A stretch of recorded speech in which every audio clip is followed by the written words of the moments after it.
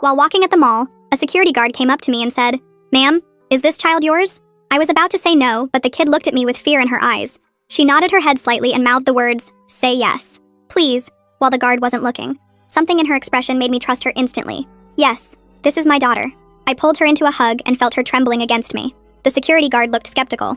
He was a heavy-set man with a mustache who reminded me of Paul Blart. She was hiding in the dressing rooms for over an hour. Staff was concerned. "I'm so sorry. We got separated and she must have gotten scared." I rubbed the girl's back trying to seem maternal. You know how kids are. He studied us both for a long moment. The girl buried her face in my shoulder and I could feel her heart racing against my chest. Finally, he nodded and walked away, but I noticed he spoke into his radio as he left. We didn't have much time.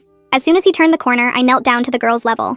She had dirty blonde hair and a messy ponytail, and her Pokemon Eevee t-shirt had stains on it. Dark circles under her eyes made her look older than she probably was.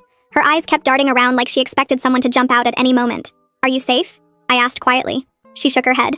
"There's someone who took my mom and I'm scared they'll take me too." My heart started racing, but I tried to stay calm for her. I took her hand and noticed how cold her fingers were.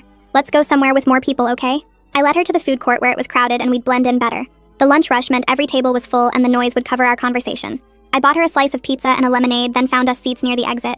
She devoured the food like she hadn't eaten in days. "Who took your mom? What did they look like?" I kept my voice gentle while my eyes scanned every face that passed. She wiped her mouth with the back of her hand. "The man said he was a cop, but he wasn't a cop." My mom knew something was wrong. "How did she know?" I asked while watching a man in a maintenance uniform push a garbage cart past us. The girl took a sip of the lemonade I'd bought her. Her hands shook slightly as she held the cup. "She used to be a cop." She said his badge looked fake and his uniform was wrong. The shoulder patches were for a different county and his belt only had handcuffs. "What happened then?"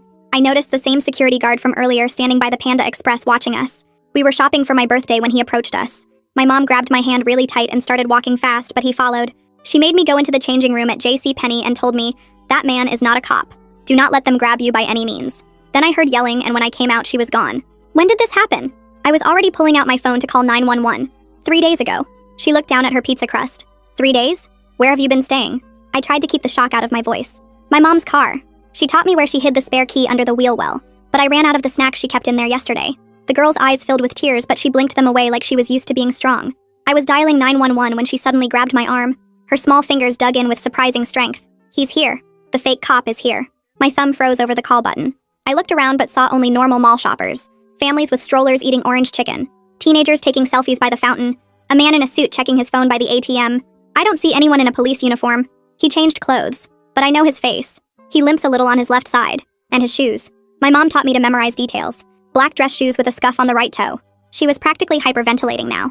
"Okay, we're going to calmly walk to the bathroom. Then we'll figure out what to do." I abandoned the 911 call for the moment and grabbed her